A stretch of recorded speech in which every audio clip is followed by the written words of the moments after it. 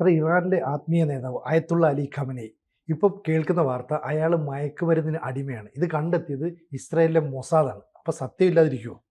മൊസാദിന് ഈ അവിടുത്തെ ഭാഷയുണ്ടല്ലോ, ഫാർസി, ഇറാനിലെ പേർഷ്യൻ, ആ ഭാഷയിൽ കാര്യങ്ങൾ പറയുന്ന, അതായത് ഇറാനിലെ ജനത അറിയാൻ വേണ്ടി ഇസ്രയേലിൻ്റെ മൊസാദ് പറയുന്ന കാര്യങ്ങൾ അവരുടെ ഭാഷയിൽ പറയണമല്ലോ, ഫാർസി.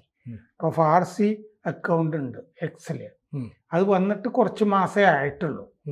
ആ അക്കൗണ്ട് മൊസാദിൻ്റേതാണെന്ന്, ഔദ്യോഗിക അക്കൗണ്ടാണെന്ന് പറഞ്ഞിട്ടാണ് അതിൽ കുറെ കാര്യങ്ങൾ വരുന്നത്. മൊസാദ് നിഷേധിച്ചിട്ടില്ല, ഇത് ഞങ്ങളുടേതല്ല എന്ന് ഇസ്രയേൽ പറഞ്ഞിട്ടില്ല. അപ്പം അത് അവരുടെ അക്കൗണ്ട് ആയിരിക്കണമല്ലോ. അതെ. അപ്പം അതിൽ പറഞ്ഞിരിക്കുന്നതാണ് ഇന്നലെ വന്നിട്ടുള്ള ഫാർസി ഭാഷയിൽ. ഖമനേയി അര ദിവസം ഉറക്കം, പിന്നെ അര ദിവസം മയക്കുമരുന്നിന് അടിമ എന്ന് പറഞ്ഞാൽ കഞ്ചാവൊക്കെ അടിച്ച് അതുപോലത്തെ ഉള്ള പ്രകൃതമാണ് എന്നർത്ഥം. പിന്നെ എങ്ങനെ രാജ്യത്തിന് നയിക്കും, ഇതാണ് പോസ്റ്റ്. ഇത്രയേ ഉള്ളൂ. ഖമനേയി പാതി ദിവസം ഉറക്കം, പാതി ദിവസം കഞ്ചാവ്, പിന്നെ എങ്ങനെ രാജ്യത്തിന്, ഇതാണ്. ശരിക്കും പറഞ്ഞാൽ അതൊരു വലിയൊരു കോട്ടല്ലേ അത്. കാരണം അത് ഈ പറയുമ്പോൾ ഇയാൾ ഇങ്ങനെ നടക്കുന്ന ഒരാളാണെന്ന് അവിടുത്തെ ജനങ്ങൾ പോലും തിരിച്ചറിയുന്നില്ലല്ലോ. കാരണം എപ്പോൾ നോക്കിയാലും ഇയാൾ അണ്ടർഗ്രൗണ്ടിലാണ് അല്ലെങ്കിൽ ബങ്കറിലാണെന്നൊക്കെ പറഞ്ഞാൽ മതിയല്ലോ. ശരിക്കും ഇതൊക്കെ ആയിരിക്കില്ല അയാളുടെ ഒരു ജീവിത ശൈലി എന്ന് മൊസാദ് പറയുന്നു. നമുക്കിതിനെപ്പറ്റി സ്ഥിരീകരിക്കാനോ ഒന്നും നമ്മുടെ കയ്യിൽ തെളിവുകളോ ഒന്നുമില്ല. മൊസാദ് എന്ന് പറയുന്നത് രാജ്യാന്തര തലത്തിൽ കാര്യങ്ങൾ കണ്ടെത്തുന്ന ഏജൻസിയാണ്. ഇസ്രയേലിൻ്റെ വിദേശകാര്യങ്ങൾ, അതായത് വിദേശത്ത് നടക്കുന്ന ഓപ്പറേഷനുകൾ മൊസാദാണ്. ഷിൻബത്ത് ആഭ്യന്തര കാര്യങ്ങൾ നോക്കുന്ന ചാരസംഘടന, മൊസാദ് പുറത്തെ കാര്യങ്ങൾ നോക്കുന്ന സംഘടന. ഇപ്പോൾ ഇറാനാണെങ്കിലും സിറിയ ആണെങ്കിലും എവിടെയൊക്കെയാണെന്നുള്ള സംഗതിയൊക്കെ കണ്ടുപിടിക്കുന്ന ചാരസംഘടനയാണ് മൊസാദ്. വലിയ നെറ്റ്വർക്കാണ്. ഇറാൻ്റെ ഉള്ളിൽ ശരിക്കും അവർ കയറി പറ്റിയിട്ടുണ്ട്. അതാണല്ലോ ഇറാൻ്റെ ഉള്ളിൽ നിന്ന് ഡ്രോൺ ആക്രമണമൊക്കെ നടത്തിയത്. അതെ. മറ്റേ ശാസ്ത്രജ്ഞന്മാരെ വീട്ടിൽ പോയി കൊല്ലുന്നത്, ഓരോരുത്തർ താമസിക്കുന്നതൊക്കെ കൃത്യമായിട്ട് അറിഞ്ഞിട്ട് ആണല്ലോ ഈ യുദ്ധത്തിൻ്റെ ഇടയ്ക്ക് കൊന്നത് 5-6 പേരെ.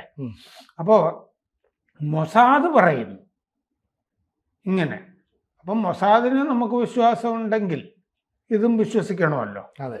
അപ്പോൾ കഴിഞ്ഞ മാസം ഖമനേയിയുടെ ആരോഗ്യം സംബന്ധിച്ച് ഇറാനെ പറ്റിയൊക്കെ ഈ മൊസാദിൻ്റെ ഈ ഫാർസി ഭാഷയിലുള്ള എക്സ് അക്കൗണ്ടിൽ കാര്യങ്ങൾ പറഞ്ഞിരുന്നു.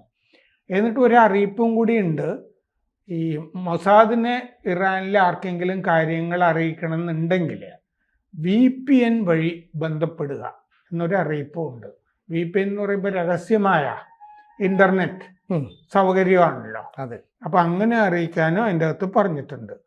എന്നിട്ട് ഒരു ദിവസം ഈ അക്കൗണ്ടിൽ ചോദിച്ചിരുന്നു, ഈ ഫാർസി അക്കൗണ്ടിൽ ചോദിച്ചിരുന്നു, ഗത്തം അൽ അൻബിയ ആസ്ഥാനത്തെ കമാൻഡർ ആരാണെന്ന് നിങ്ങൾക്കറിയാമോ എന്ന് ചോദിച്ചിരുന്നു. എന്ന് പറഞ്ഞാൽ പട്ടാള മേധാവി ഇപ്പോൾ ആരാണെന്ന് നിങ്ങൾക്കറിയാമോ, ഇതാണ് ചോദ്യം.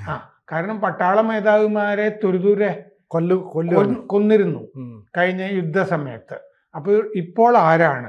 അതാണ് ഗത്തം അൽ അൻബിയ എന്ന് പറയുന്നത്. പട്ടാള കേന്ദ്രമാണ്, ആസ്ഥാനം, ഹെഡ് ക്വാർട്ടേഴ്സ്. അവിടെ ആരാണ്? അപ്പോൾ തസ്നിം ന്യൂസ് ഉണ്ടല്ലോ, അവിടുത്തെ അർദ്ധ ഔദ്യോഗിക വാർത്താ ഏജൻസി ഇറാനിലെ തസ്നിം ഏജൻസി പറഞ്ഞു പുതിയ പട്ടാള മേധാവിയുടെ പേര് വെളിപ്പെടുത്തില്ല, അത് അദ്ദേഹത്തിൻ്റെ ജീവന് ഭീഷണിയാകും എന്നുള്ളതുകൊണ്ടാണ് പേര് വെളിപ്പെടുത്താത്തത്. പേരറിഞ്ഞു കഴിഞ്ഞാൽ മൊസാദ് ഓപ്പറേഷൻ നടത്തും എന്നുള്ളത് കൊണ്ടാണ്. അപ്പോൾ അതുകൊണ്ട് ഈ ഫാർസി അക്കൗണ്ടിൽ ചോദിച്ചിരുന്നു മൊസാദ് ആരാണെന്ന് അറിയാമോ എന്ന്. അപ്പോൾ ഒരു അന്വേഷണ പത്രപ്രവർത്തനം നടത്തുന്ന ഇൻവെസ്റ്റിഗേറ്റീവ് ജേർണലിസ്റ്റ് ബഹ്നാം ഗോലിപ്പോർ പറഞ്ഞു അത് കമാൻഡർ അലി അബ്ദുള്ളാഹി അലിയബാദി ആണ് എന്ന് പറഞ്ഞു. നിങ്ങൾക്ക് തന്നെ സമ്മാനം എന്ന് അപ്പോൾ ഈ അക്കൗണ്ടിൽ നിന്നും പറഞ്ഞിരുന്നു. അപ്പോൾ ഇപ്പോൾ പട്ടാള മേധാവി അലി അബ്ദുള്ളാഹി അലി അബാദി ആണ് ഇറാനിലെ. അത് ഈ അക്കൗണ്ടിൽ പറഞ്ഞിരുന്നു. ഉം. 63 വയസ്സാണ് അലി അബാദിക്ക്. IRGC, ഇറാൻ്റെ പട്ടാളം ഉണ്ടല്ലോ, അവിടെ അതിൽ ജനറലും ആയിരുന്നു.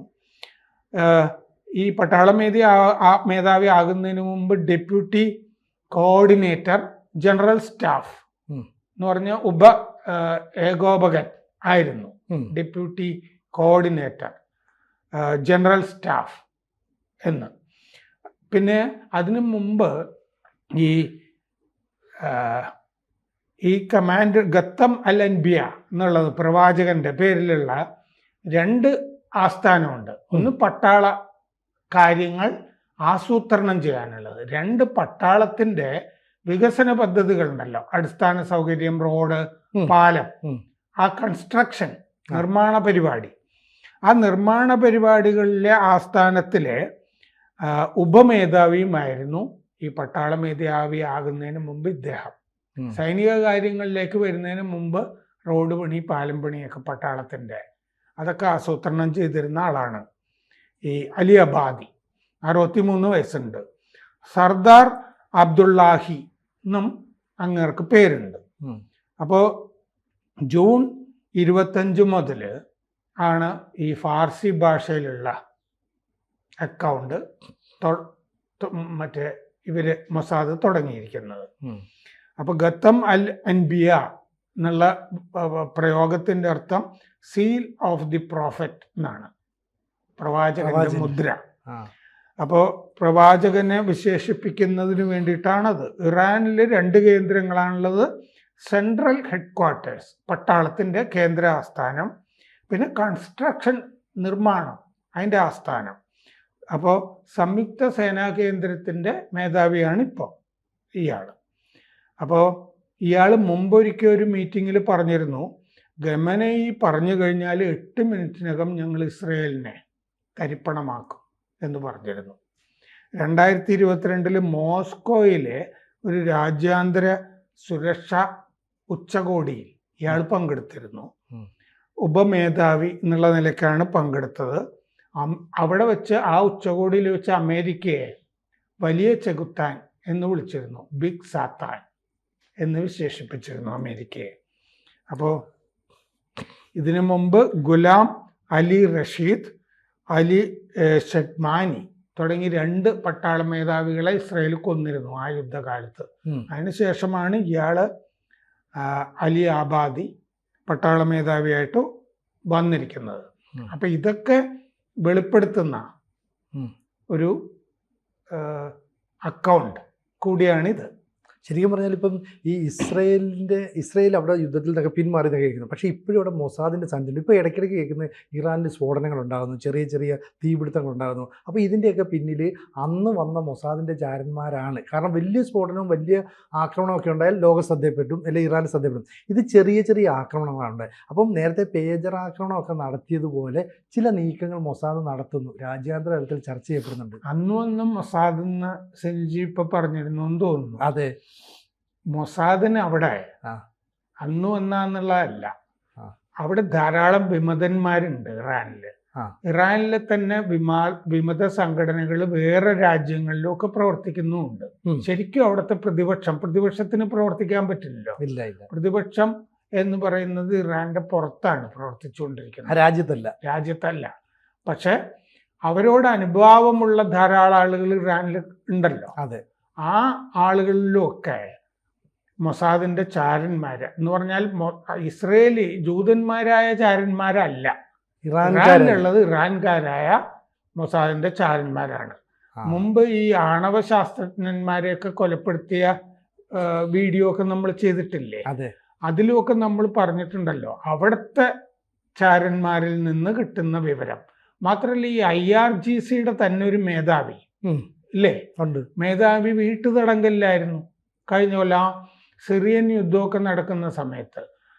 അതായത് അവിടുത്തെ പട്ടാളത്തിലെ ചാരവിഭാഗത്തിൻ്റെ മേധാവി തന്നെ മൊസാദിന്റെ ചാരനാണെന്ന് പറഞ്ഞിട്ട് റിപ്പോർട്ടുകൾ വന്നിരുന്നു.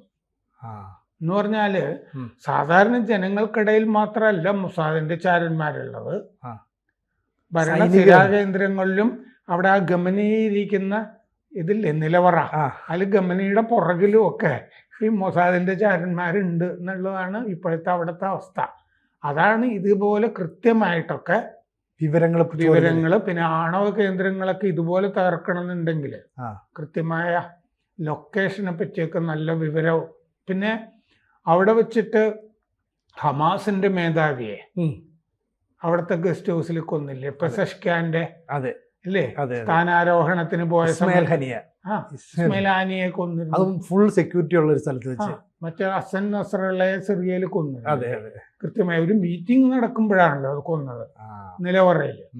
അപ്പം മൊസാദിന്റെ പേരുകൾ എന്ന് പറഞ്ഞു കഴിഞ്ഞാൽ പലയിടത്തും ആഴ്ന്നിറങ്ങിയിട്ടുണ്ട്. അങ്ങനെയാണ് അതിന്റെ ഓപ്പറേഷൻ. കൂടുതൽ വാർത്തകളും വിശേഷങ്ങളും നിങ്ങളിലേക്ക് എത്താൻ ABC മലയാളം സബ്സ്ക്രൈബ് ചെയ്യുക, ബെൽ ബട്ടണും അമർത്തുക.